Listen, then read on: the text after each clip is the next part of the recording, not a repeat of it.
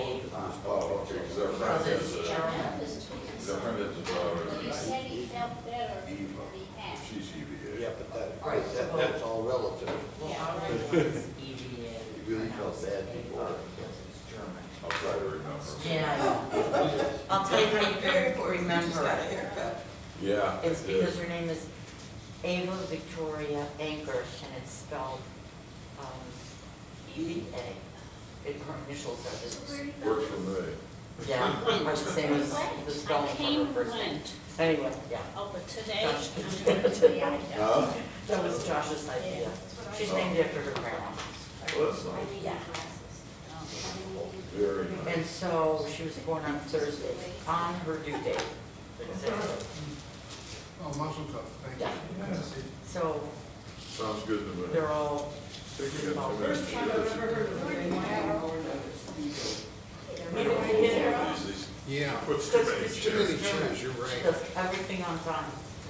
Well, okay? that child's gonna have some difficulty if that's not her. Stuff away again this morning. Oh, okay. So I was putting stuff away again this morning. That's nice.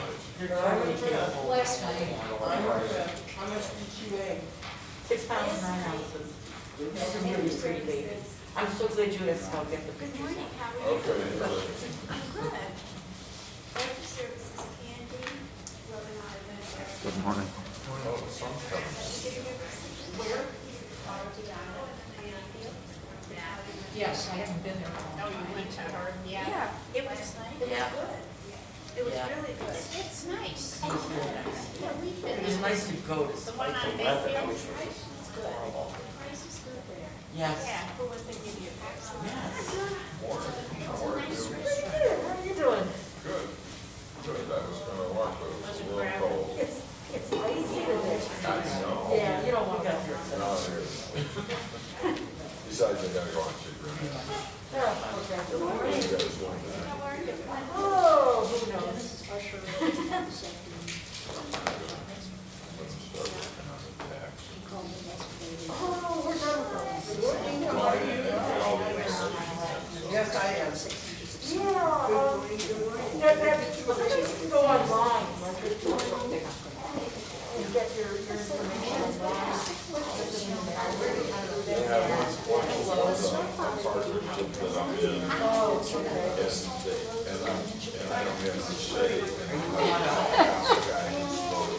I can't finish without it.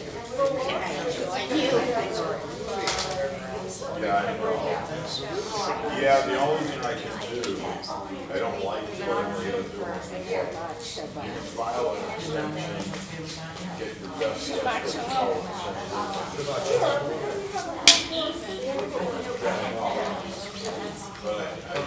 Well, we're going to see.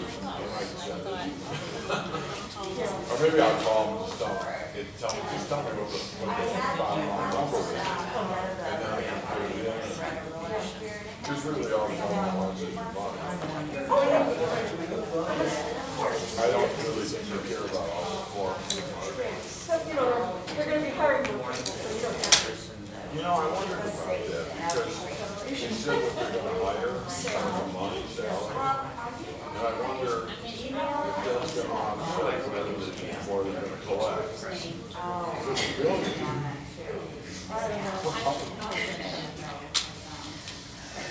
Them's breakfast, sorry. Yeah. So I thought, I don't know.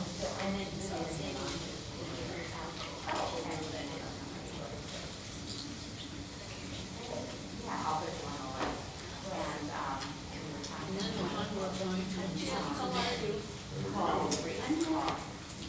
Get anywhere with your heavy duty decision. the last time we went, she said, say hello. She said, Karen,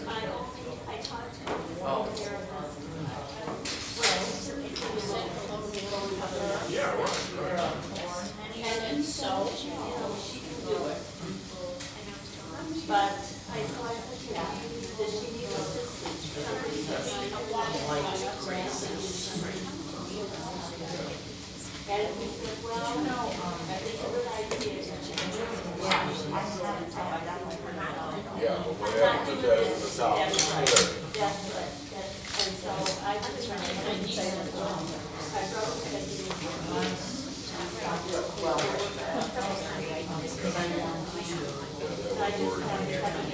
yeah, well.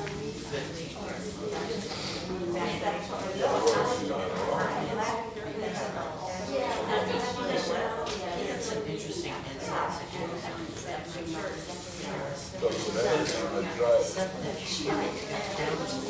Right. Also says he put 640. Yeah. Right, yeah.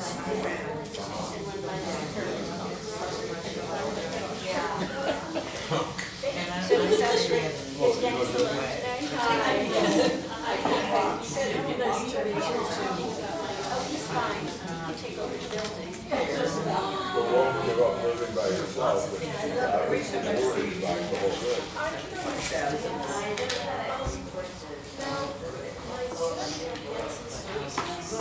Until we get to who are you now? There's, sorry, just a fancy, his name is Jesse. Strong about your book. God, everybody's out.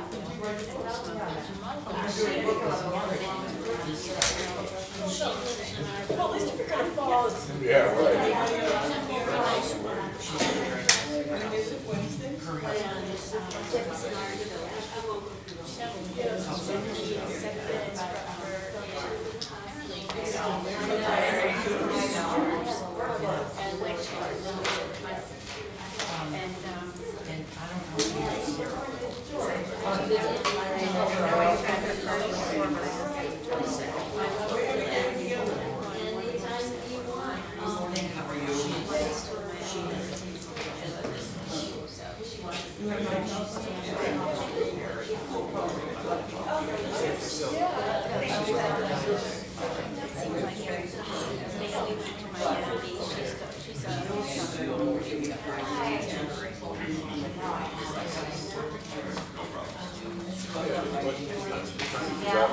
It's like a lot of work. Good morning, good morning. Good morning, hi. Good morning.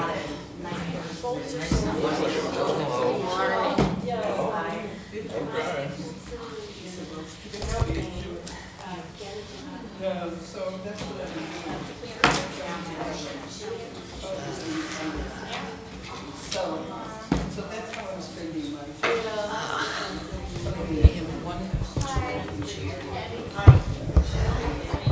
if you can't bear her way, yeah. Yes, yes. It's okay. I'm ready for myself. Oh, boy. I'm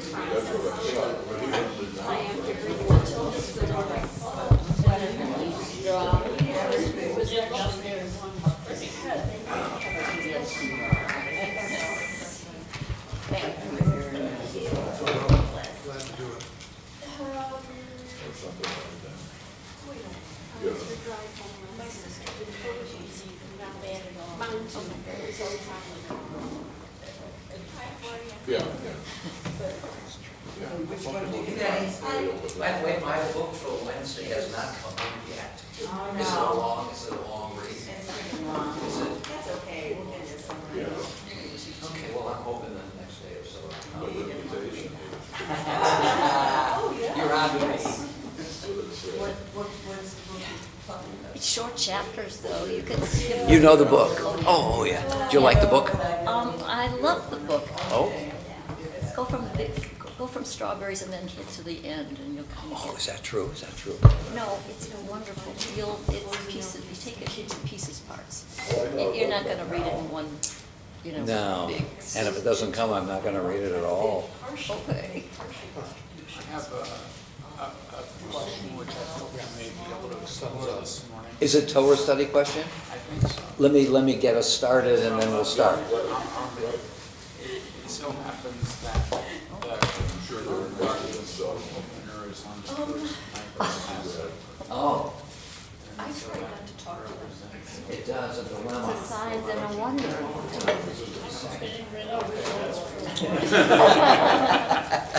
what we were hoping. Yeah, very good. Yes. It was a Torah study question. I didn't realize it at first. Good morning, Shabbat Shalom. Nice to see everybody. Welcome to live streamers. Good to be together. Wow, feels like early January, doesn't it? But it's Cleveland, isn't it? But it's cold out there and icy too, so you have to be real careful when you're walking and when you're driving.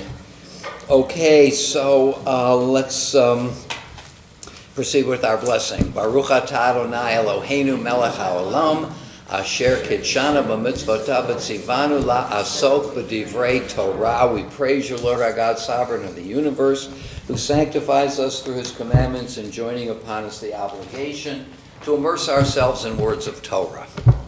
Amen. Okay, so what we've been working on, and I find it to be a very fascinating subject, is the 3 paragraphs of the Shema in the prayer book. What does this have to do with Torah study? Well, all 3 paragraphs are from the Torah. And so as we pointed out last week, one of the central sections of the prayer book, the Shema and its blessings, in the traditional prayer book, centers on the 3 paragraphs from the Bible, the 3 paragraphs of the Shema, preceded by 2 prayers, and followed by, in the morning, 1 blessing, and in the evening, 2 blessings. So we actually have this may be excessive, but I'll say it anyway, a worldview. And let's talk just for a brief minute about the blessings before and after. So one of the ways of understanding a blessing is that it begins or ends with Baruch atah Adonai. And if it ends with Baruch atah Adonai, it is known as the Chatimah, as the signature of the blessing. Or to put it differently, a summary of the blessing.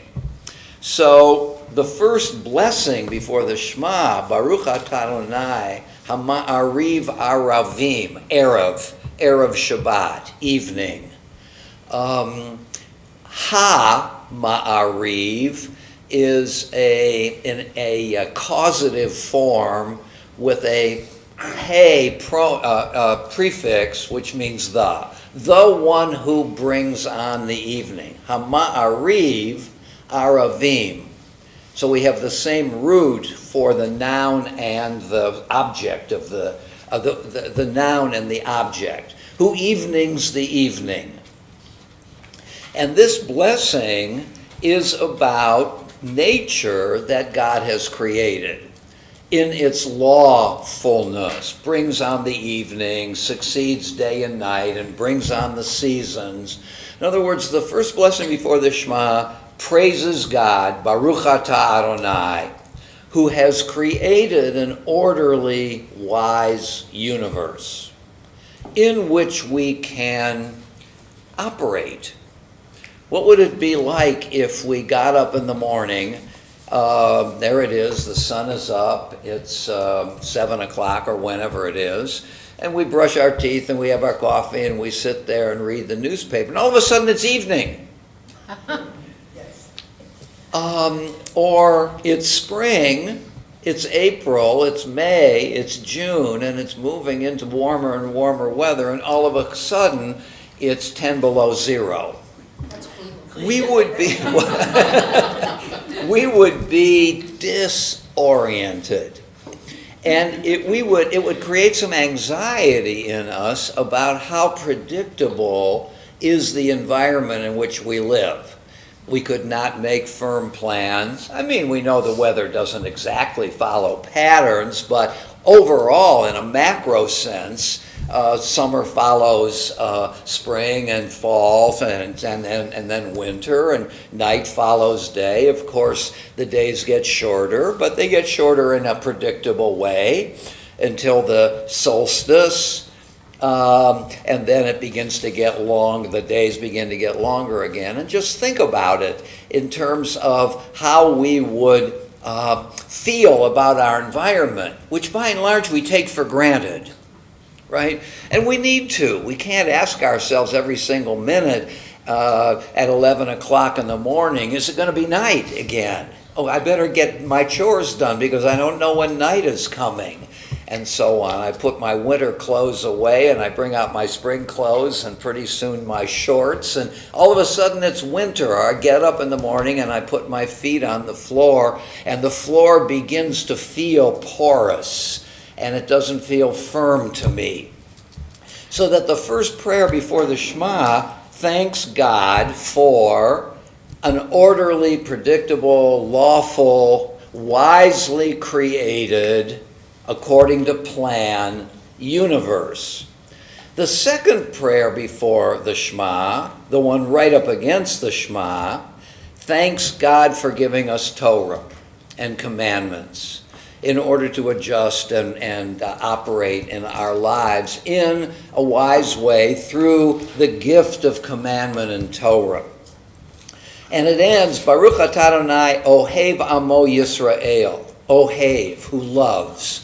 Praised are you, O Lord, Ohev, the one who loves Israel.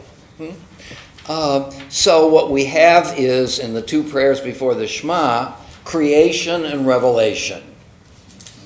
Thanking God for a world and for Torah. And it ends, who loves Israel. Right after that line, we say the Shema. And then we say, V'ahavta et Adonai Elohecha, and you shall love the Lord your God. So the Chatimah, the signature line of the second blessing, which is right up against the Shema, thanks God for loving us. And then, within 10 seconds, we commit ourselves to loving God by following the mitzvot, by teaching our children, and so on. So what we have here is another statement of covenant. God loves us, we promise to love God. Or to put it differently, why should I say the V'ahavta? There are two ways of saying it. I almost use the word mindlessly. Let's say by rote. You could do it by rote. We say the Shema, please be seated, I hear myself saying, and we continue with the chanting of the V'ahavta. And we chant it, and it's good, and it's powerful. But we also could think about it and ask ourselves the following question: why should I? Why should I love God? And the answer is what is given in the two blessings before the Shema. Two things for which to be grateful: an orderly, predictable world, and Torah. And therefore my loving God is a reciprocity for the way God loved us. Now I always find myself needing to say that if you don't believe in a personal God, the God of the Torah, the God of the rabbis, I think this notion that God did these things for us is still powerful. Because we do recognize that we have these two gifts, an orderly universe in which to live our lives, and wisdom. Wisdom that has nourished and sustained our tradition. So these are things we didn't create for ourselves. So it means that we ought to be grateful for gifts. Even if you don't believe literally in a giver, we definitely have gifts. Heschel says that God is the poetry of religion. And I like that very, very much. God could be understood literally in religion, and many of us do believe in a personal God who has done those things, who hears prayer in a literal sense, and continues to help the sun to rise every single morning. But those who don't believe in a personal God can still see the use of God poetically as a shorthand, emotional way. That's what poetry does for us. It gives us access to aspects of reality literal-mindedness doesn't give us, and creates an emotional valence which makes what is said more powerful. One of my favorite poems is Ben Jonson's On My Firstborn Son, and his son has died, and he's trying to make sense of it. Isn't it good, he says, that my son died before what he calls worlds and flesh's rage, before he experiences all the problems of life. But then he says, oh, could I lose all father now? I'm trying to make sense of it. I can't make sense of it. The only way that I can really come to terms with it, if I could give up being a father, then I wouldn't feel so emotional about this. Even though my reason is telling me that it's good that he dies prematurely, to lose all flesh's and world's rage, and if not more misery, yet age. The things life puts us through, and isn't he lucky not to have to experience that? But he can't give up the feeling of the emotional feeling of being a father. These rationalities don't make sense. And think of the line now. I mean, if we had tried to make that point, we probably would have used 30 words about what it means to be a parent, which Johnson compresses in just a few short words. Oh, could I lose all father now? That's what poetry does for us. And if God is the poetry of religion, it states in language we understand something about the wonder of the gifts that we have gotten. It's either to be understood literally or poetically. Both, I think, make sense. Then we say the three paragraphs of the Shema from the Bible. After the 3 paragraphs of the Shema traditional prayer book, there's another prayer, the prayer of redemption. Micha mocha ba'ilim Adonai. Who is like you, O Lord, among the mighty? You redeemed us from Egypt. So, 2 prayers before the Shema, the 3 paragraphs of the Shema, a prayer after. The 3 prayers feature creation, revelation, redemption. In the evening, there's an additional redemption prayer, the Hashkivenu. Cause us to lie down in peace and to wake up in the morning. Well, what's interesting about this is that the process of going to sleep and waking up is in the image of redemption. It's a kind of redemption. I have lost control. Waking up in the morning has one of 2 causes, maybe both. My alarm clock.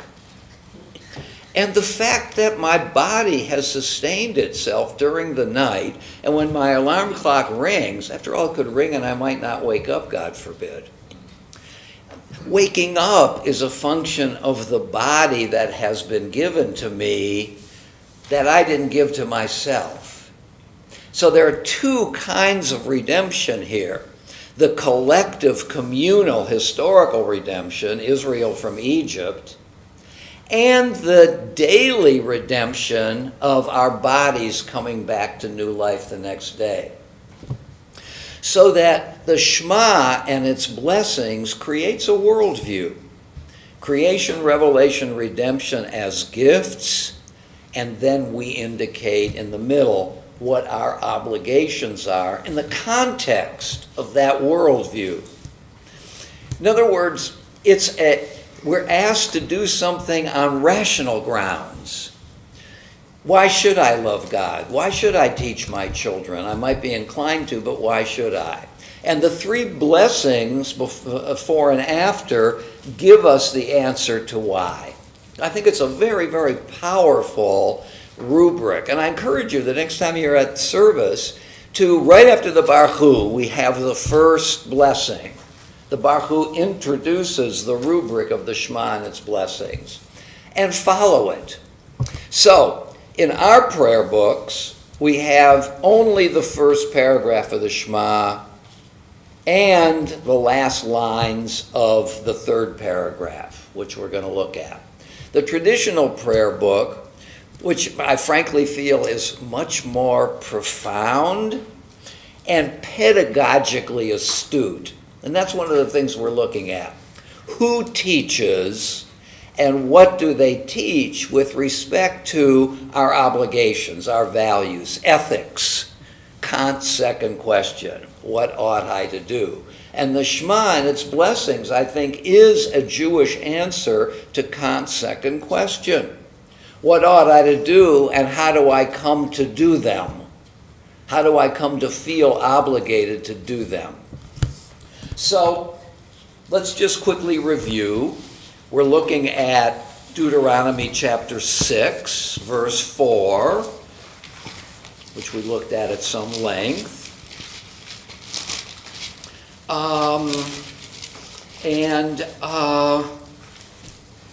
Deuteronomy 6, 4, okay, which we noticed is by the rabbis who selected this as the first paragraph of the Shema, a kind of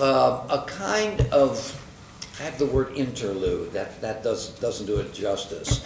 But if we look at the verses that precede it, Deuteronomy 6, 1 through 3, and that follow it, Deuteronomy chapter 6, verses 10 and following, we see that there are two ideas in those verses surrounding what came to be the first paragraph of the Shema that are not in the Shema. Reward and punishment. Why should I? Why should I do my duty? Well, because things will go well with you if you do.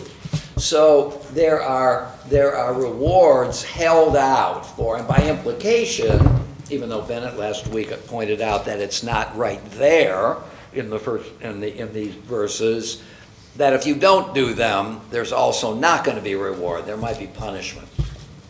So no reward and punishment idea, and no specific focus on the land. Okay? So the Shema, the first paragraph of the Shema, at least this is my language, is utopian in its ideal. The answer to why should I is out of the love of God, or doing it for its own sake. That's why I should do my duty, not for reward, not for punishment. And if I do it over and over again and don't get rewarded, don't be discouraged. Why am I not getting my reward? I've tried to do this for the right reason, but I'm looking for something back and I'm not getting it. This paragraph suggests don't get discouraged. The love of God is motivation enough.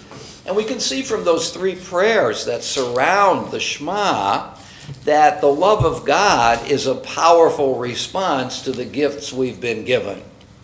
Although, as I pointed out, it's utopian.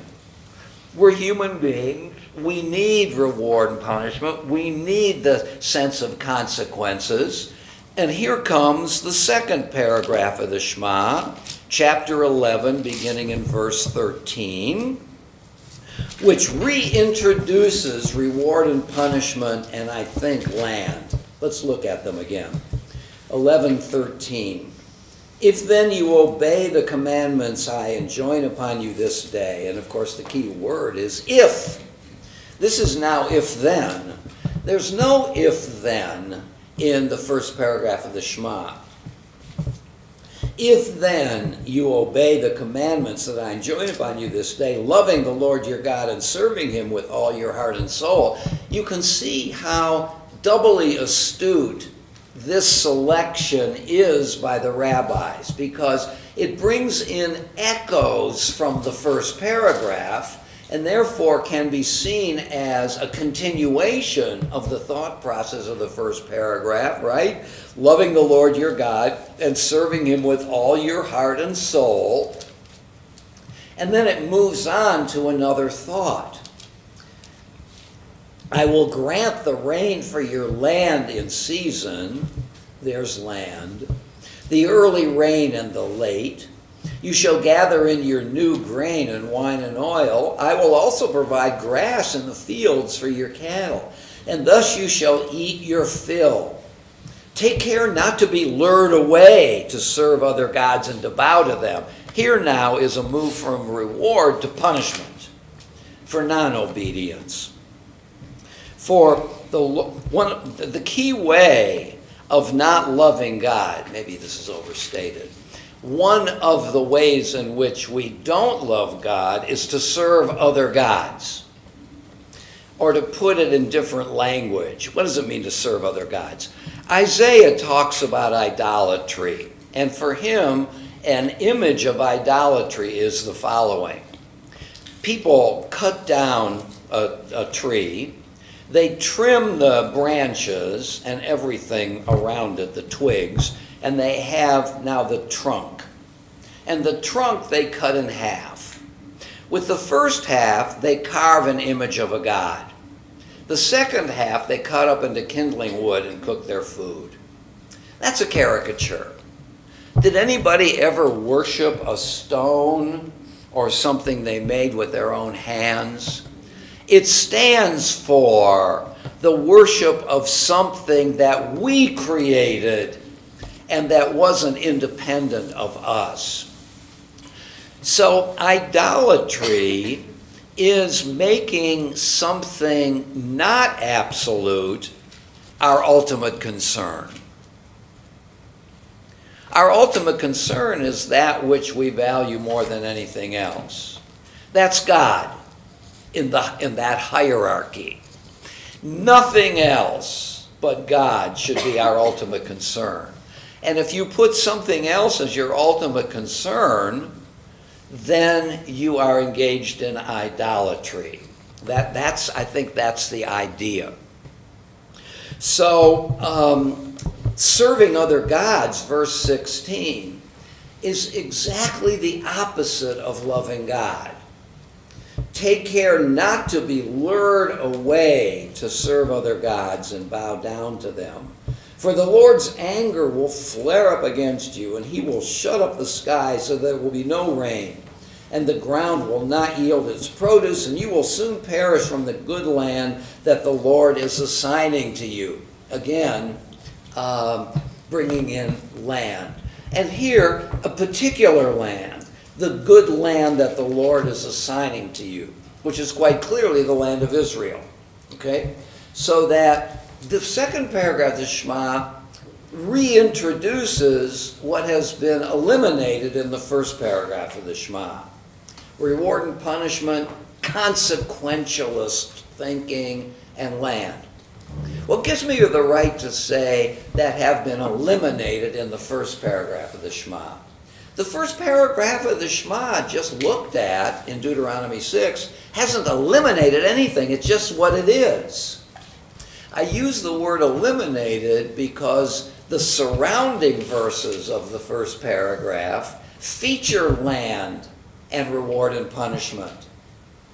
And so I imagine the thought process of the rabbis who decided that this excerpt can be lifted out and be made the first paragraph of the Shema. And as I think about what they were thinking about, I make up the following thought process. Well, let's look at chapter 6, verse 1 through 15. It's all about reward and punishment and land. Wait a minute. There are some verses right in the middle of that section that happen not to feature either of those. That's what we want to feature. We don't want to feature what is surrounding chapter 6, verses 4 through 9. So we're eliminating those features from the first paragraph of the Shema. Look, we're sitting around the table and we're trying to create a Shema. And we look at chapter 6, verse 1 through whatever, 15, 16. Yeah, let's do that. I mean, we could have done that. And we would have captured the whole thing. Loving God, the intensity with all your heart, with all when you lie down and when you rise up. And we could have also included the other stuff. Had we done it, we couldn't make the claim that the first paragraph of the Shema is an ideal. It's only an ideal when you eliminate the specificity of a particular land. Why couldn't we do them on all the lands? And also eliminate reward and punishment, which we might say is a lower form of obedience. I invite you to dinner, and I want you to invite me back. If you don't invite me back, that doesn't seem right. I'm a little upset about it. No, invite your friends to dinner and don't expect anything back. Do it for its own sake. That's harder to do, I want to say, given that we are human beings who think and feel certain things. The first paragraph of the Shema does not allow for that. The second paragraph of the Shema does. The first paragraph idealizes human motivation. Do it out of love. The second paragraph recognizes who we really are. We're not selfless, and we don't often want to do things for which we're going to not get some reward. So, paragraph 1 is idealistic. Paragraph 2 is realistic. It's a fuller picture of what human beings are and can do. The traditional prayer book creates a fuller picture of what we are, realism, and what we can be. I don't know about you, I've done a few things in my life just for the sake of it, without wanting a reward. Hard to do, but I can do it. We all can do it. We all do things out of love and not for getting something back. So the first 2 paragraphs of the Shema are deeply pedagogical. What's the goal? The goal is paragraph 1. With all your heart, with all your soul, with all your might. When you lie down and when you rise up. When you are in your house or outside your house. All the time, everywhere, with intensity. And that's the goal, isn't it? Isn't that the goal of education? To awaken desire? A good teacher, a good curriculum doesn't just give the students what they already want. It gives the students new things to want. So you read the Ben Jonson poem, and all of a sudden you say, "My God, poetry!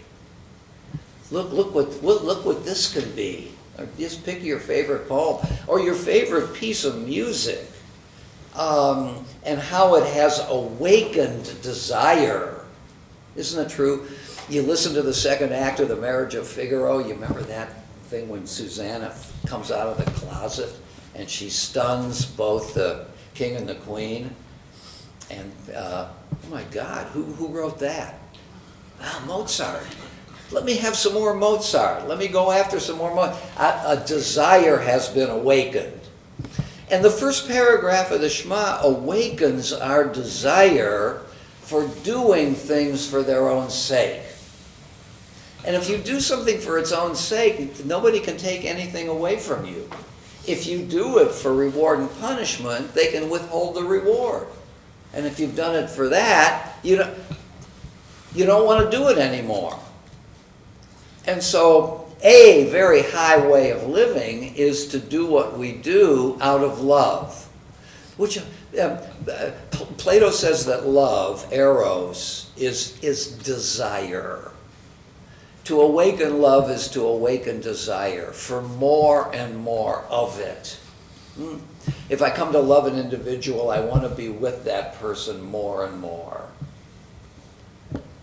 So, the first two paragraphs of the Shema. The first paragraph is the what. That's the pedagogical goal.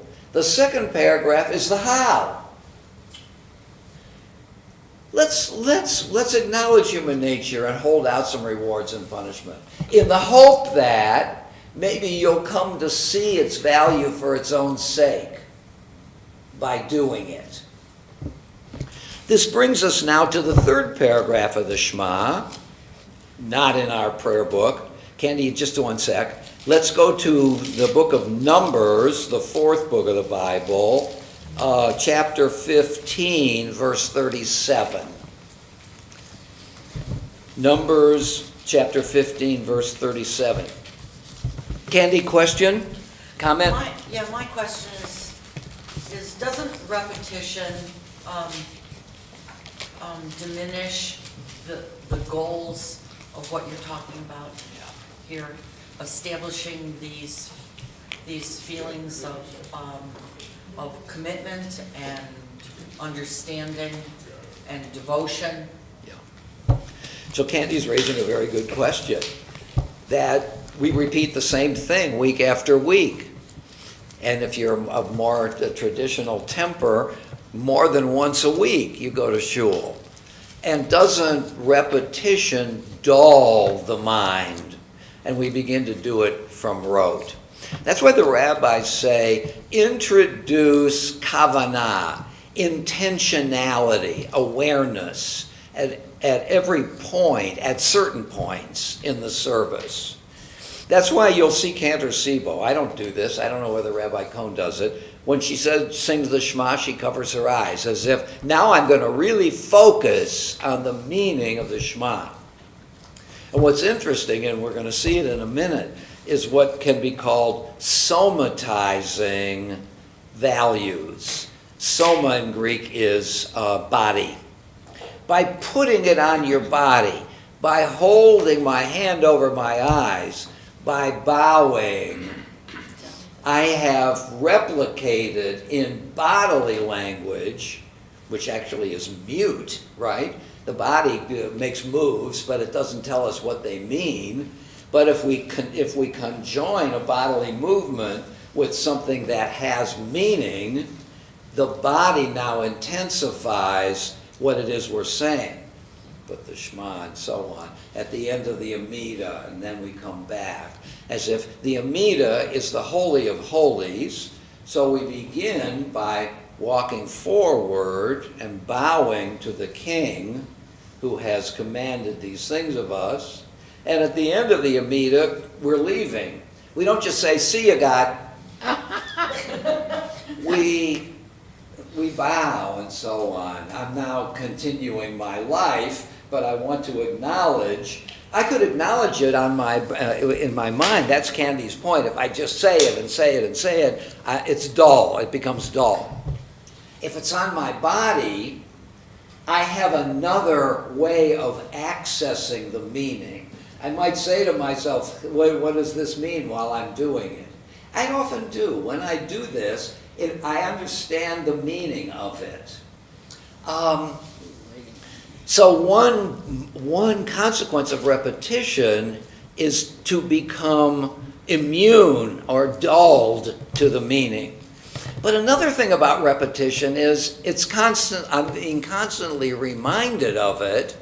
And at one point, in March and then again in July, October, I think about it. Just a little tongue-in-cheek. So repetition can do two things, can't it? It's the please and thank you thing. Just say please. Just say thank you.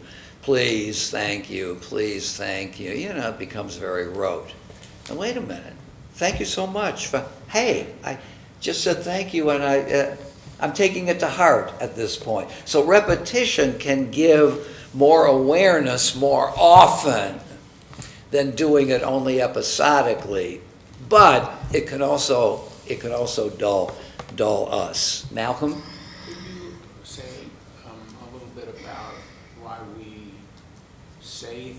things versus why we sing things, versus chanting things. Yeah. And also around these passages, when we say them together in the synagogue, in the service, are we proclaiming them to one another? Is it a pledge that we're making? Very good.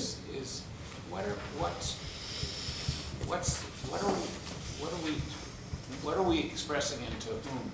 That's good. That's good. The first question, what's sung and what's said, I think is fundamentally dependent on the minhag, the custom of the congregation. I think Kathy would like to sing everything. That's a surprise. What's the advantage and what's the disadvantage of that? Because I disagree with her on it. The advantage, of course, is that music is emotion. And so it, I think, raises the emotional quality of what it is we're doing. On the other hand, music can become a soporific. It can put us to sleep. And my contention to Kathy is, but the meaning, we want to say things, we want to get the meaning of the prayers, some of them, and we can only do that by reading them. If we sing them, especially if we sing them in Hebrew, of course it has power, but we're missing the semantic brilliance of the prayer book and of our religion. And so what's the mix between singing and reading? I think this is dependent on the congregation. Kathy is pushing for, I don't want to speak too much for her, because if she were here, she might say, well, I don't really mean everything. So, I may be exaggerating a little bit, but certainly she would like to sing more and more. And we get it, and it's got power. But I, for example, care very much about the meanings and want to read the prayers and be thinking about them as I'm reading them and hoping others are thinking about them too. What it is we're doing, this is your second question, what are we doing when we do these things? I think that is a great question. I mean, there are a variety of things we can be doing. We can be calming ourselves down through repetition. Yeah, repetition, the familiar. We just come from a day of surprises or disappointments, and we're tired and we're a little emotionally exhausted. We come into the service and we just want to be calmed. And the repetition is a calming factor. So we might be doing something for ourselves. We're also, I think, I don't know if we're speaking to one another, but we're doing it together. We recognize when we're saying a prayer together, or we stand together, or sing something together, that we're together. This is not just me, it's community. And community is powerful, isn't it, for us? Because to be only an individual is a big, big burden. We can't create the wheel for ourselves every single moment. It has to be created for us and reinforced by the fact that others are doing it too. So I think we're also expressing community. If we're aware of that, it's the more powerful. If we're just doing it, I'm sure it makes an impact on us as well. We could be speaking to God. Do I speak to God? I mean, I'm always aware of a larger universe in which I live, in which the prayers put me in mind of. Not sure that I'm speaking to a listening ear, but I'm trying to attach myself to a larger universe. In that way, I'm speaking to something beyond myself and beyond my community. And my community is not just a football team. It's also a millennial project, isn't it? We've been doing it for 3,000 years, and God willing, 3,000 more. So the community of which we're a part is not just, what's the community right here? Us. But also we're doing what has been done, studying Torah together for thousands of years and So the community of which we're a part is much larger, so that, yes, we're acknowledging the presence of one another as a community, but we're also speaking out of an awareness of our presence in communities past and communities to come. So I think a lot of things can be going on. Just to exaggerate Candy's point, or nothing can be going on. I mean, we might just be there repeating things in a rote way. It's not fair to say nothing. We still feel the presence of one another, don't we? Yeah. Patty? I have two thoughts. First, I often feel during services uncomfortable with the just stated words that we're repeating as a group. It almost feels kind of cultish. It feels Cultish, like it's a little uncomfortable just saying these words out loud. because you disagree with the content. No, not at all. Oh, Just, and it might be from growing up Catholic that I kind of resent just having the script in front of me and the expectation, and then even if I believe in what I'm saying out loud, you feel forced a little? it's kind of weird saying Okay. these things as a group in a Yeah. format of reading, but I don't have that feeling when we sing. When we're singing together, it feels more natural to say the words along with the melody. And I really can't explain that feeling, but it occurs to me frequently when I'm in services. So the problem you have with saying these things out loud is not their meanings, but a sense of being compelled to say them. Right. Aren't you also compelled, pushing you a little bit, aren't you compelled to sing as well? Yes. So That's why you can't explain it. It really is not a rational sensation, but singing in a group feels more, I'm more at ease with that than like saying these rote words. Would you feel more comfortable reciting together Keats's Ode on a Grecian Urn than the Pledge of Allegiance? I have issues with the Pledge of Allegiance. Say that again, what? I said I do have issues with the Pledge. You do have issues.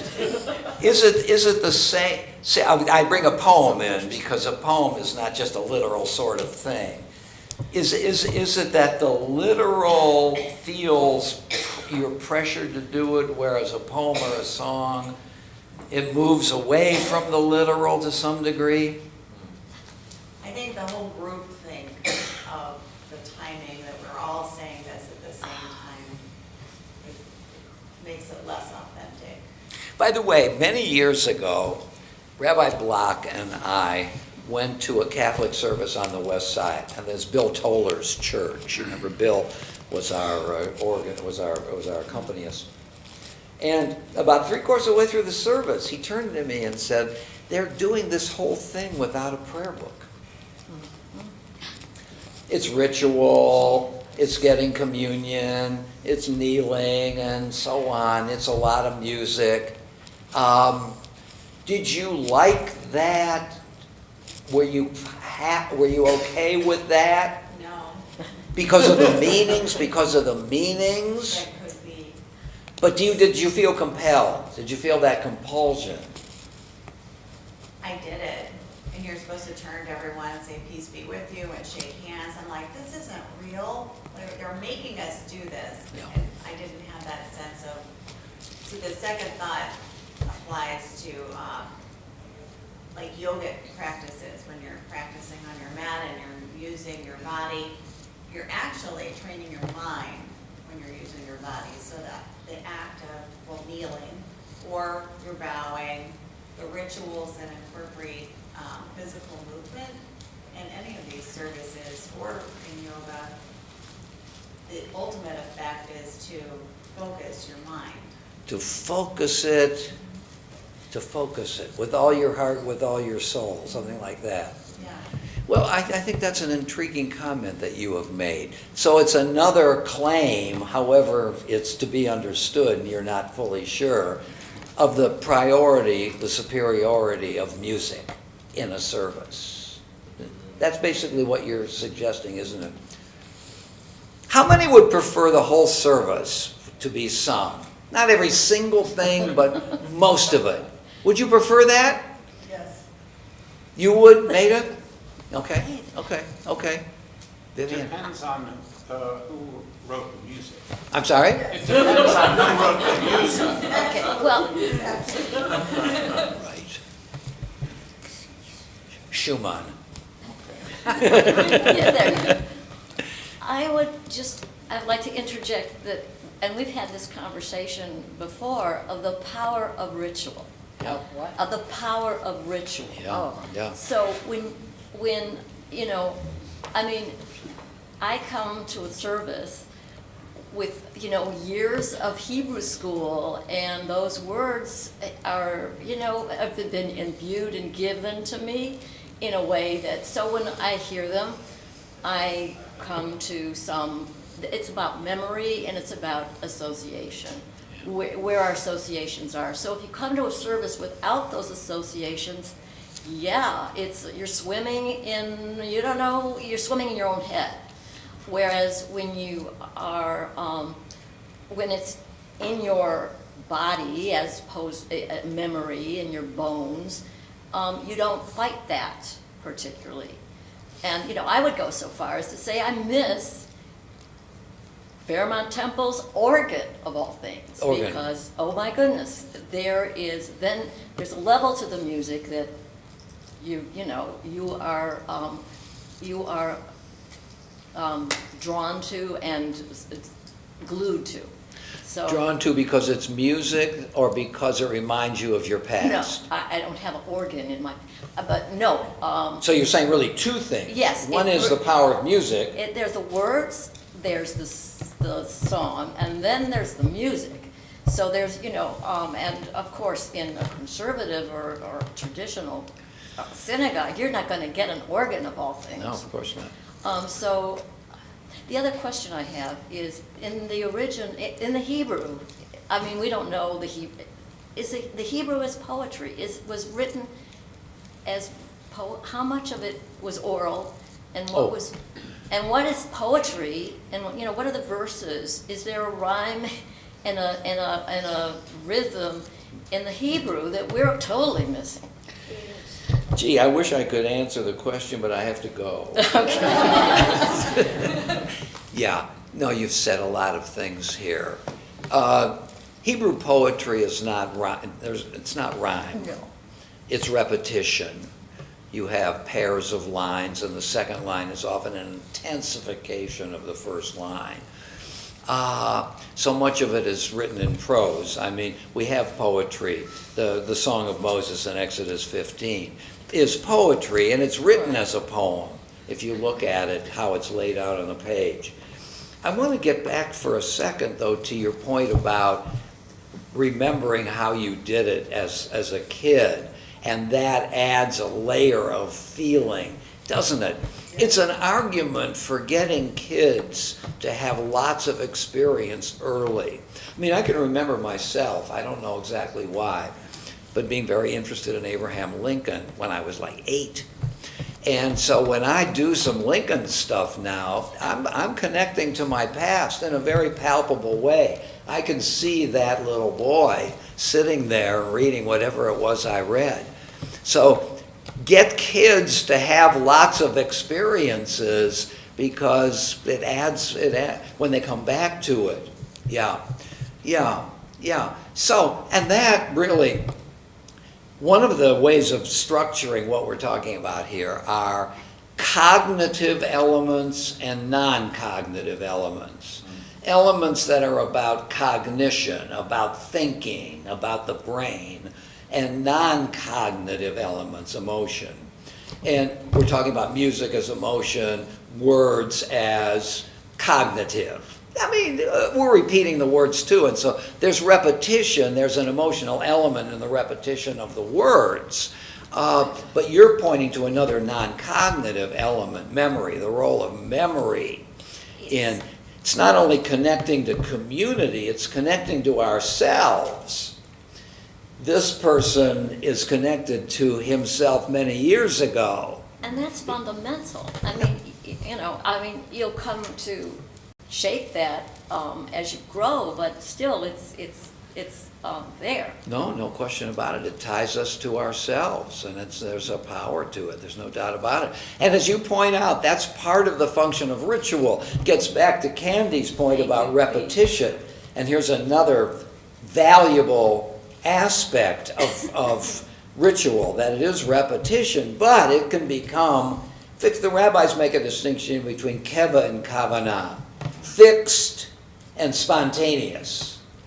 The silent prayer is meant to be a spontaneous moment in the sea of fixedness. So there's always an attempt to introduce spontaneity into a service, but of course, while we're doing the rote stuff, we can always be thinking about it, coming up with new stuff, remembering ourselves in services. Jim? Well, you mentioned the calmness, and I think that's a big part of the service per se. The Talmud? Yeah, and to Malcolm's point, I think part of the reason of the whole situation is priorities, because you've been worrying all week about these things that you really think are important. Yeah. And then you're in the midst of the service and you figure out they're way down the ladder. Yeah. The priority is you're here, you're breathing, you've got friends and so forth around you, and all is well. Or as well as it can be. Or we could distinguish what's eternal and what's transitory. Well, exactly. Yeah. The search for the eternal. Yeah. Well, I think it reinforces the fact that this is the priority. Yeah, the other things might be important. Of course they are. But they shouldn't trouble you as much as they do. In terms of the language of the Shema, we could say, if you'll follow what I'm saying, that coming to synagogue is paragraph 1, the search for the unchanging. Our work during the week might be paragraph 2. We've got to work to live. If we're fortunate, our work is also deeply gratifying, but it's also got practical application. In a way, it's paragraph 2. It's not exactly a good analogy, but you see the point of it. Maida? Well, going back to the repetition issue, I have difficulty coming to certain services because the words that I grew up with in the Reformed book are not the same words anymore.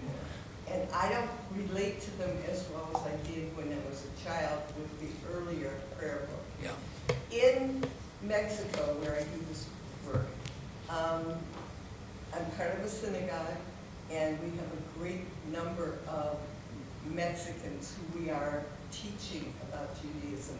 And so in our services, we talk about what those words mean, and it's more an inclusion and an envelopment than just reading words off. You have discussions. Well, we tell them what those words mean and how they relate and so on, and it just makes it much more meaningful than these words going across the page. And I just find it to be a much more intense religious moment for me than reading a prayer book that that the words somebody else's words. Yeah. They don't work for me the same way. Well, you've raised a couple of very interesting points. One of them is the balance between thought and feeling, just to put it this way. You're for a little more thought, a little more discussion. I dare say that a lot of people would get tired of that. The vulnerability is it becomes more like a classroom. Is it a category mistake to put too much thinking into a service which is more like music than it is a lecture? Though of course I favor your point, but in moderation. The other point that you said was prayer book change, the change of the prayer book. People always say, I want to sing the traditional Shalom Aleichem. By that they mean the one that was sung in the 12th century. No, that was written in 1952. I mean, a little bit of a caricature of the idea, but we like repetition. We like the music that we like. It's a problem in classical music, you know. How long do you hold the rest after da da da da? You know, Beethoven doesn't make it clear. So some conductors drag it out. That so-called knock at the door, fate knocking at the door. You know, that idea about da da da da, the beginning of the Fifth Symphony. Or you move it right along. There was a piece in the New York Times about this recently, if you follow this stuff. Stuart. You commented about how Kathy would like to, I mean, obviously this is a parody on her. A bit. Not much, but a bit. But I think there's a danger of a congregation becoming an audience, hearing the service done rather than participating in the service music. I know Ernest Bloch and Darius Milhaud both set the Saturday morning service. Who was the first composer? Ernest Bloch. Oh, did he? Okay, good. I didn't know that. And, that can be sung to us. Yeah, which is lovely, but it's a concert. It's a concert. Exactly. It's not a participating service, and that's a danger. Yeah, no question. And you know, one of the issues that we're thinking about here is what are the components of the best service imaginable? Music sung to us, music we sing, words recited, words discussed, old language, new language, the language of today versus the language we grew up with, and so on. Chanting the Torah service or reading it. Exactly. So, you know, if this were kind of a workshop, we might sit down and each of us write down the list of what the components of an ideal service might be, and we get together and we compare notes and so on. You know,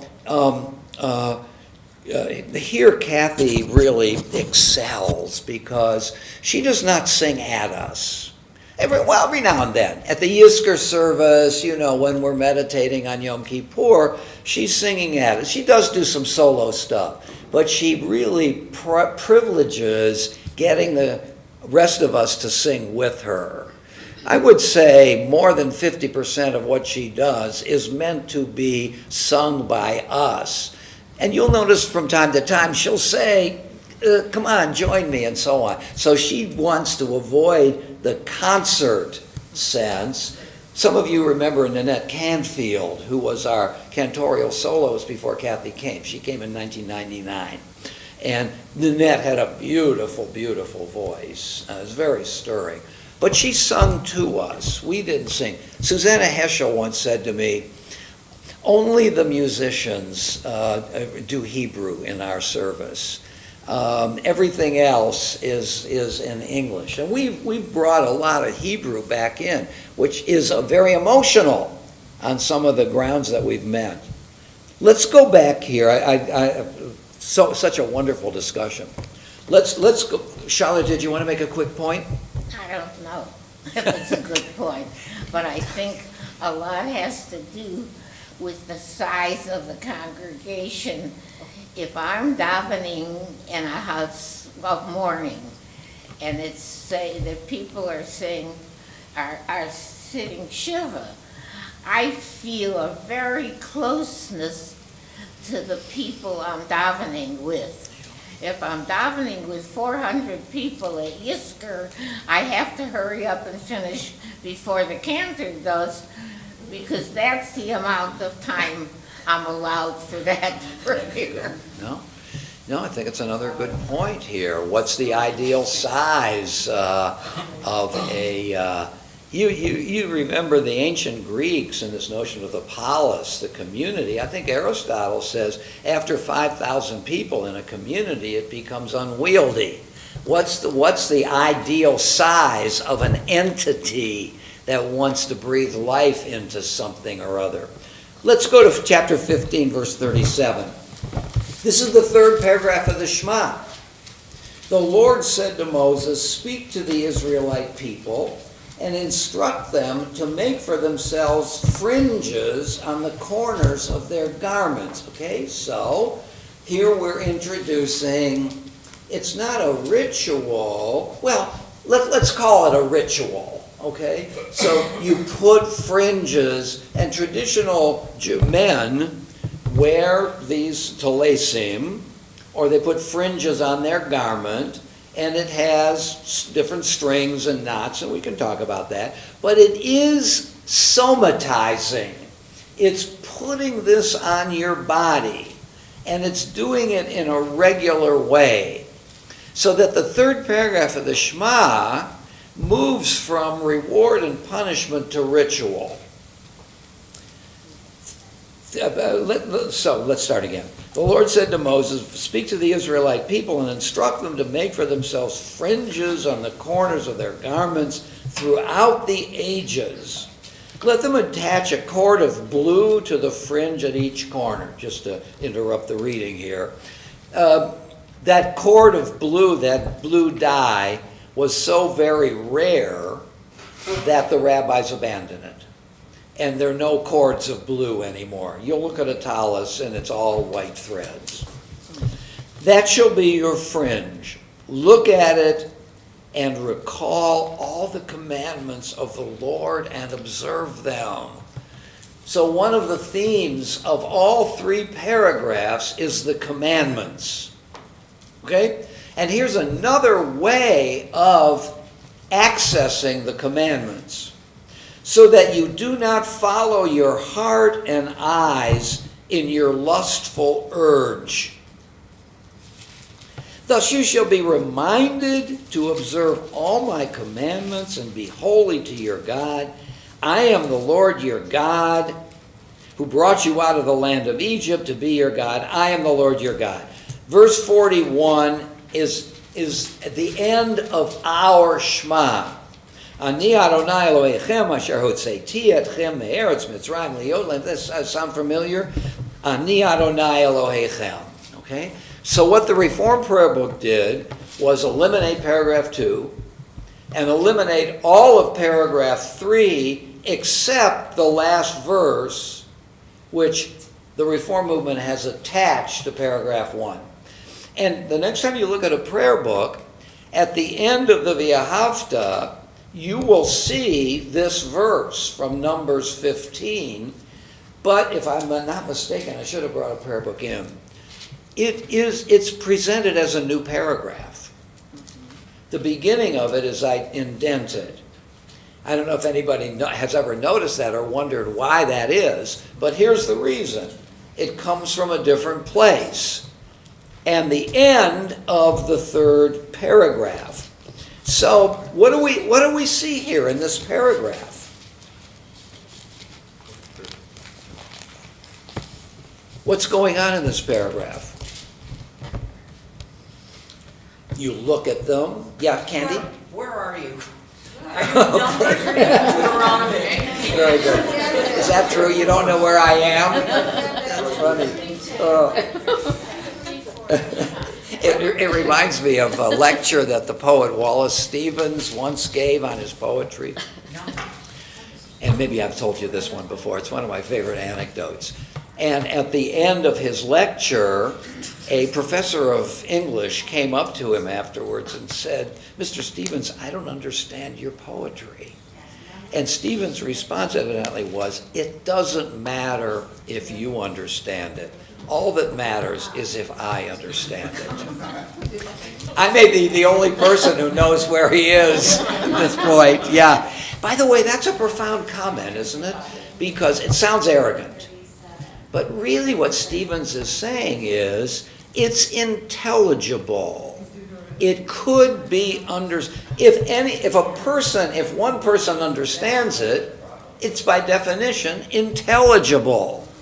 And therefore he was saying to this guy, you could keep working on it because you will make sense of it. That's a good thing to say about difficult great poetry. Like Stephen's Sunday Morning, which is a tough poem. Some of us in the poetry group have read Stephen's Sunday Morning. It rewards hard work because it is intelligible. All right, that's a digression. I'm in chapter 15, verse 37 of the book of Numbers. Okay, so let's go through it. The Lord spoke to Moses, said to Moses, speak to the Israelite people and instruct them to make fringes on the corners of their garments throughout the ages. Okay, so the key is not the talus itself, but the strings, the fringes. And by the way, the rabbis do a little bit of gematria on this. They work with the numerical value of things. Tzitzit has the numerical value of 600. Sadi Yud Tav. Sadi, the numerical value, each letter in the alphabet has a numerical value. Sadi is 90. Yud is 10. That's 100. Tzit. Sadi Yud again. Sadi Yud, 90 plus 10. Sadi Yud, 90 plus 10. That's 200. Tav, the last letter of the alphabet, is 400. So the numerical value of tzitzit is 600. Now the tzitzit are the corners. Let's just take the main thread of the tzitzit. It has 8 threads, 4 threads doubled. You put it through a hole. Now it's doubled, so there are 8 threads and 5 knots. If you look at a talus, you'll see 5 knots on one of the threads. 8 plus 5 is 13, plus 600, 613. So that tzitzit, not only to remind us of the mitzvot, that's part of the function of a ritual. It's a reminder. But we are wearing the commandments, 613. What's the value of that? I'm sitting in services, I'm wearing a talus, I'm a little bored. And I look at my talus, and there's the 8 threads again. I couldn't make this up on my own. If I knew it, I could say, there they are again. The 5 knots. Hey, 613 commandments. It's a way of using our senses to remind us of values or ideas. Yesterday, I put up a mezuzah on one of our congregants' new homes and talked about the mezuzah. What's the mezuzah? You put it on the doorpost, so it's on the threshold of your house. It has, the mezuzah on the parchment has the first 2 paragraphs of the Shema on the parchment in the mezuzah, both of which mention the mezuzah, which is a reminder of our obligations. When we leave the public square and come into our homes, and when we leave our homes and go into the public square, it reminds us of God's love for us and our obligation to perform commandments. I could say to you, please, will you think about God's love? Think about it. And think about the commandments. On the other hand, I could say, put up a mezuzah. And every time you walk in and out, you're reminded of it. It's not happenstance. Not every time, of course. So that is the function of a ritual, right? To recall all the commandments, verse 39 of the Lord, and observe them, so that you do not follow your heart and eyes in your lustful urge. The rabbis understand this lustful urge thing as both sexual and theological. Don't let your eyes stray to another woman or another man or things like that. And don't let your eyes stray to another God. So this is reminding us about our obligations to one another, the horizontal, I might say, and our obligations to God, the vertical.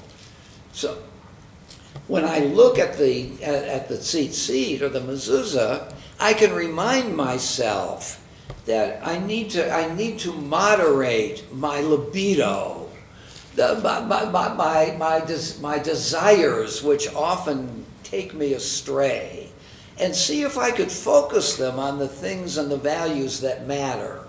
And every time I see the mezuzah, or I wear the talis, or I eat matzah, I'm to be reminded, in other words, these aren't just habits, they're also signs of something else. It signals thinking and feeling. Thus you shall be reminded to observe all my commandments and to be holy to your God. I, the Lord, am your God who brought you out of the land of Egypt to be your God. I'm the Lord your God. Takes us back to Egypt and to redemption and the gift of freedom. So, what do we have here? Paragraph 1, idealization. Paragraph 2, a more modest view of what it means to be human. We need reward and punishment. Paragraph 3, reminders. Which is the paragraph easiest to do? Paragraph 3, right? Eat matzah. Look at the mezuzah. Put on a talis. Put on a kippah. I don't know. Whatever you do. Do something bodily. How hard is it to put on a yarmulke? So what's the pedagogical order of these 3 paragraphs? 3, 2, 1. Do it. Don't worry about reward and punishment if it gets you on the right track. Try to do it for its own sake. So the utopian ideal of paragraph 1 is not left by itself. There's a recognition that we need a process to get there. And the process is ritual, pay attention to your needs, try to do it for its own sake. So here's a claim I'm going to make to you, see what you feel about it. The Reform movement made a big mistake by eliminating paragraphs 2 and 3. What do you feel about that? Say it again. The Reform movement eliminated the 2nd and the 3rd paragraph of the Shema. That was a mistake, because the 3 paragraphs work together in a very elegant way. And since they're all Torah, we might call this one of the ways of deploying the Torah into Jewish life. And every time we sit at a service, this is something to meditate on, both what we have included and what we've excluded. Anybody want to defend the Reform movement here? Patty. I feel like it's a higher level of civilized behavior to be able to do things for their own sake. That I think of the reward and punishment as more primitive way of kind of. Is that a pejorative? I'm afraid so. Do you mean it though? I'm judging earlier civilizations in that there wasn't as much education, maybe, not their fault. But the reward and punishment was more effective and kind of encouraging behaviors that were better for the society. And at this more evolved level of living, which in so many other areas were not evolved at all. But in this particular one, I think being able to choose your behavior, not because you think you're going to go to hell, but because it's the right way to live, is easier for us. Paragraph 1 is easier do it for its own sake. I think it's possible to eliminate the reward and punishment aspects for this time. Yeah, so Patty has a kind of progress in history point of view. As we become more settled, we have more resources, life is not constantly red in tooth and claw, we can do paragraph 1, whereas if you have a less felicitous life, you're more embedded in paragraph 2. My view of it is that paragraph 2 is not to be understood only in terms of progress in history, but the constants of human nature. It's got an existential meaning because we're all doing things for reward and punishment. We're all primitive in that sense. And one of the functions of law, one of the functions of religion, is to try to get us to a higher state where our passions are directed to something higher, however one understands higher, and if one isn't going to be an elitist about it. So you and I have different views of this, but I think yours is fair in a way, sort of an enlightenment. Mine's a kind of anti-enlightenment. The Enlightenment failed in a way. Whereas you still have some, I'm putting words in your mouth here, some confidence in enlightenment because we've matured as a civilization. I think your reference to the resources makes a lot more sense of it, that we don't live those hard, brutish, short lives where we're very comfortable in our lives. We have food to eat. We can start thinking about things in terms of not pleasure, but a better way of life. Leisure, more leisure in a way. You know, there's an interesting set of studies on the rise of sports. Think of baseball. Really begins to flourish late in the second half of the 19th century, when industrialization began to take hold and people had leisure time. And what are you going to do with leisure? And it's not accidental that these sports begin to arise just as the comforts of life become more possible. Work and leisure. Pushback on that, but go ahead. I'm sorry? Like I said, I have a feminist pushback on that. Do you? Do you? Who has the leisure? Why am I not surprised? That's not fair. That wasn't fair. I do want to read, because I've got to go in a few minutes, just a little Maimonides on this. So this is from the Mishnah Torah. So the beginning of the Mishnah Torah, the Book of Knowledge, has 5 parts. The first part is the foundations of the Torah. And the foundations of the Torah section features 5 different commandments. There is a God. There is no God but God. God is incorporeal. God has no body at all. And you should love God and you should fear God. Okay? Love God. That's one of the first 5 commandments. Maimonides' vast Mishnah Torah gets to the love of God right away. This is paragraph 1, right? That's how central it is to Maimonides' understanding. Now, this is chapter 2. This God, honored and revered, it is our duty to love and to fear. As it is said, you shall love the Lord your God. Right? First paragraph, the Shema. And it is further said, you shall fear the Lord your God. From paragraph 2 of the Shema. The first, I'm wrong about that. The first is from chapter 6, verse 5 of Deuteronomy. The second is from chapter 6, verse 13. The verses after the Shema. But it's an echo of the second paragraph. I overstated the point. Now Maimonides goes on to say, and what is the way that will lead to the love of him and the fear of him? So Maimonides is asking the question of process. How do we get there? And he has a very different answer from what we've been looking at. When a person contemplates God's great and wondrous works and creatures. Could we give a one-word statement of what doing that is?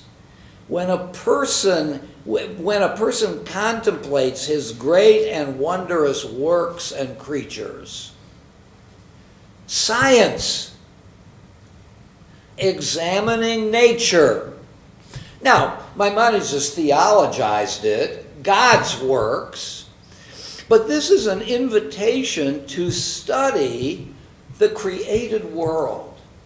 When a person contemplates his great and wondrous works and creatures, and from them obtains a glimpse of God's wisdom, which is incomparable and infinite, this person will straightway love him, praise him, glorify him, and long with an exceeding longing to know his great name. As David said, Psalm 42, "My soul thirsts for God, for the living God." What is this? Let me give you an analogy. I listened to The Marriage of Figaro.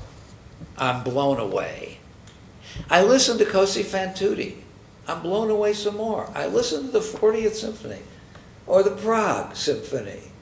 And wow, who created this? I got to read a biography of Mozart. I've got to listen to more.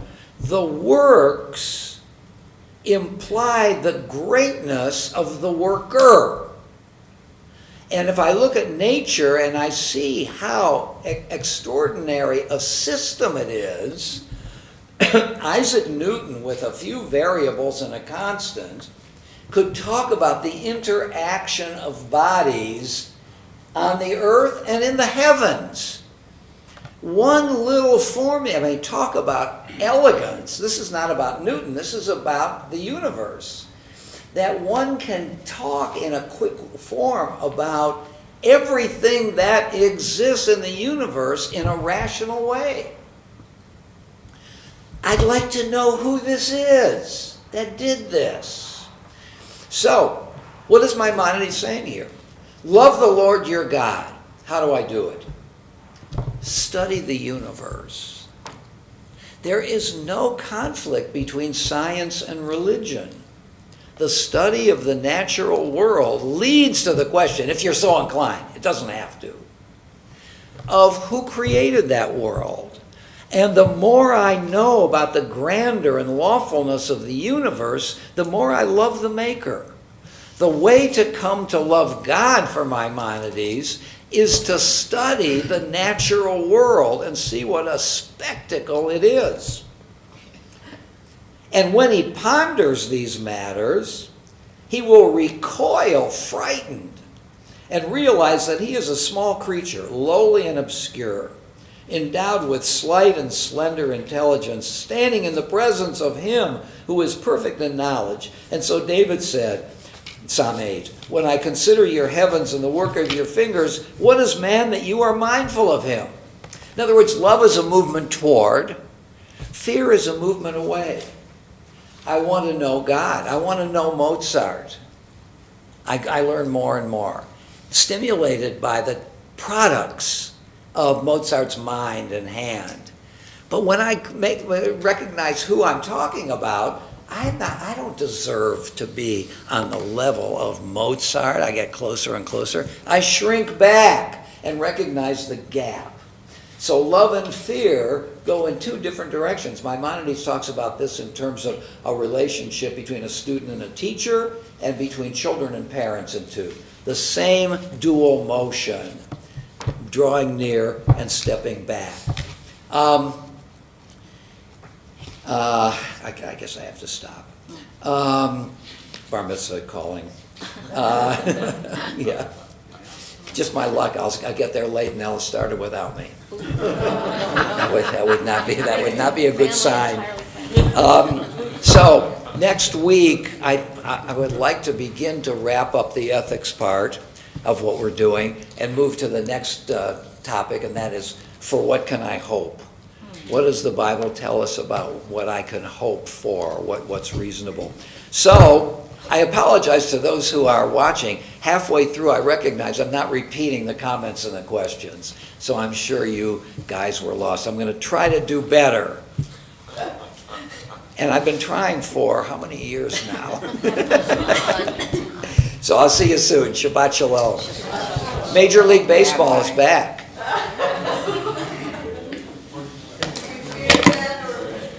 Huh? Do I ever? Where is the way? Oh, boy. I can't talk, I'm sorry. Much of the closing was to Can I separate the count on communities. you to walk out? Yes, you can count on us. You're so right. No, we would not like to do that at all. You can count on both our arms. If you're not wearing filling, you should not be telling the community to wear it. Oh, that's a good point. Sure. That is a major idea. Yeah. Okay, guys, excuse me. Oh, sure. Shabbat shalom.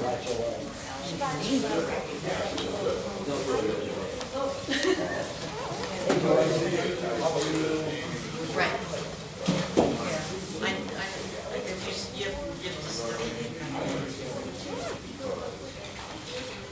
That's right. Well, that's what she was talking about, that's what they were talking about Vivian was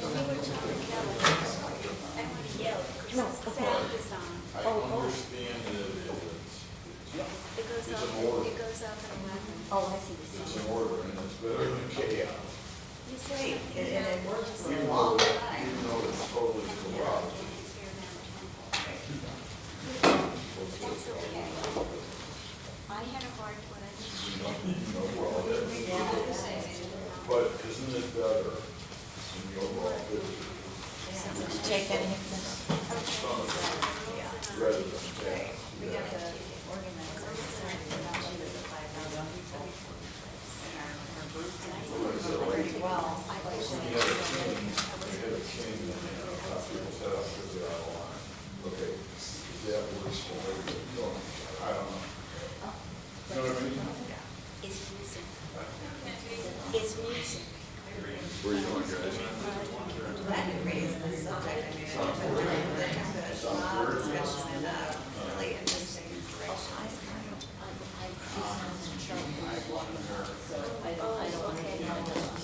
Oh, now, so Charlotte?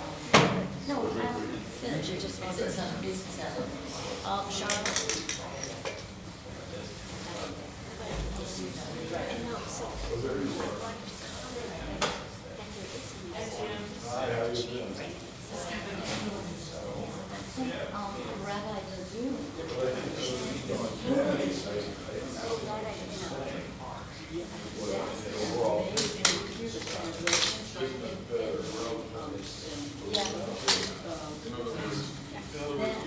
That is another.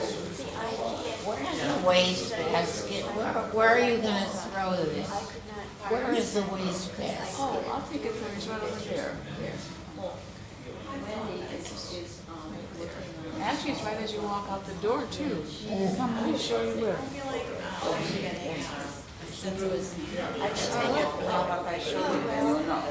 Charlotte, let the girls hang on for us, we'll get it. 1 second. I have a. Carol, how are you? Get ready for another room.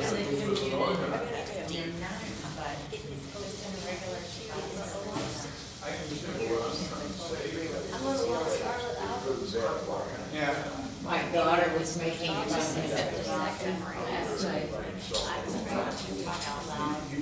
The only one I know who's pricing Temple-Tifereth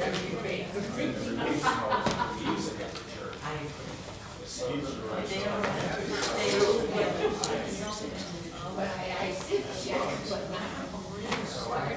You don't make your own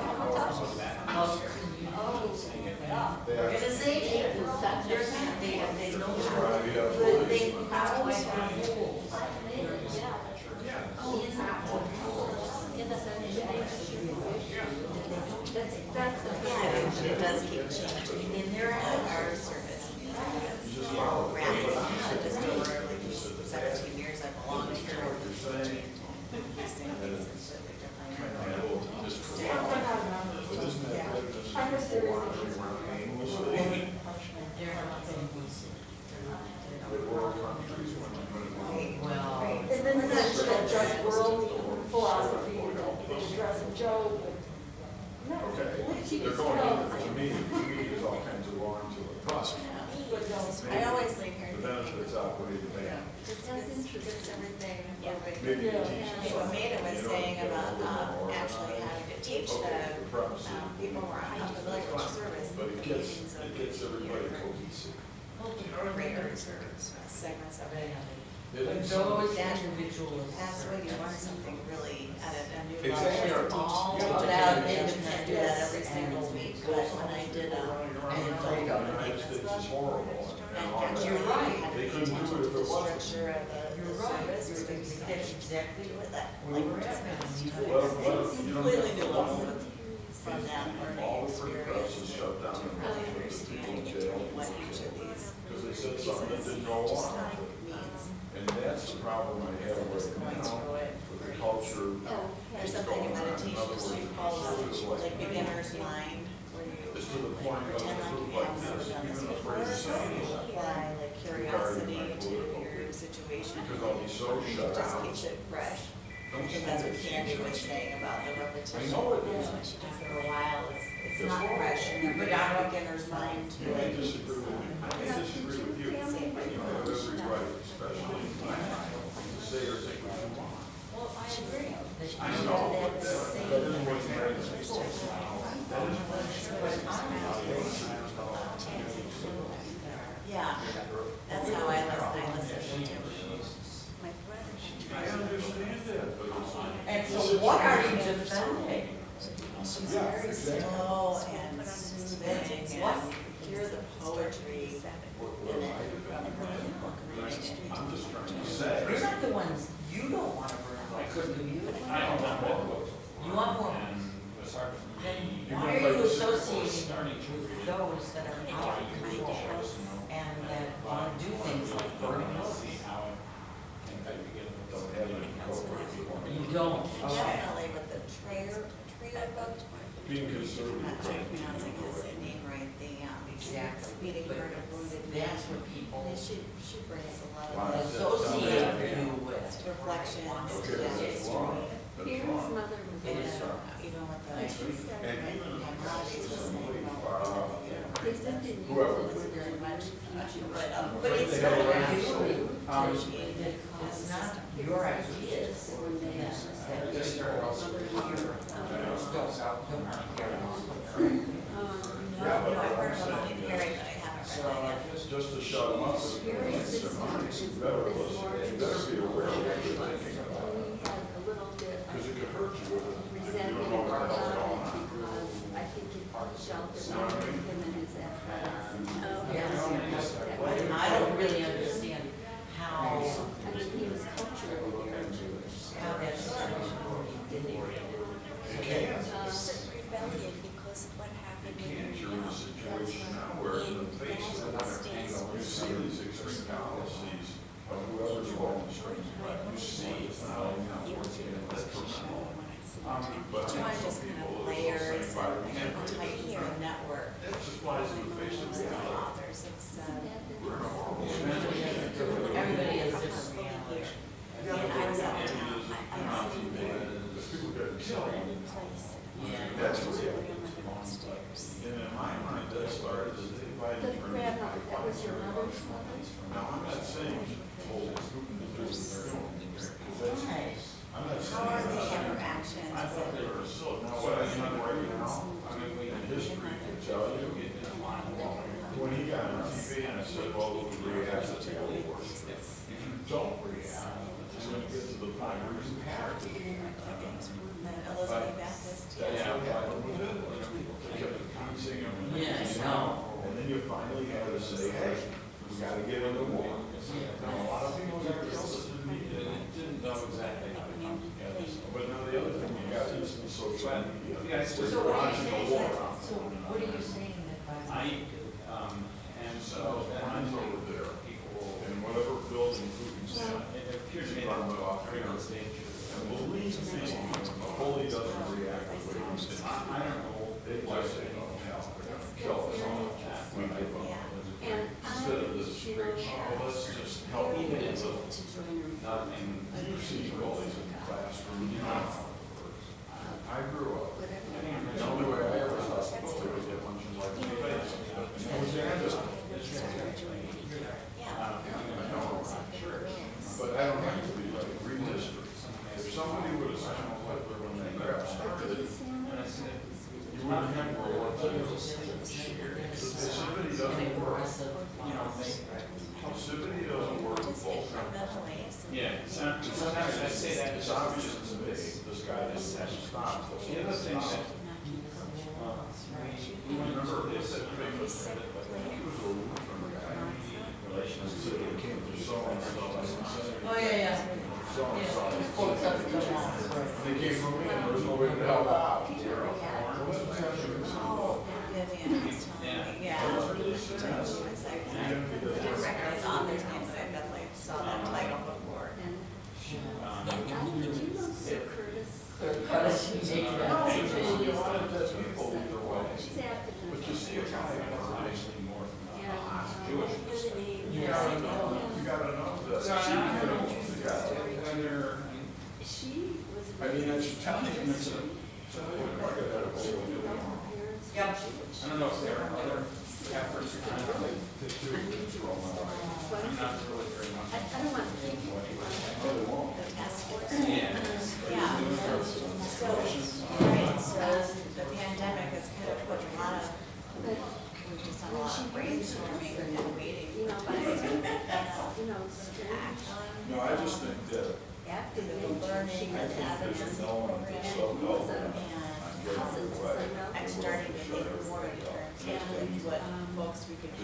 I never really need what the other pieces that she was starting to have. I mean, she was like, No.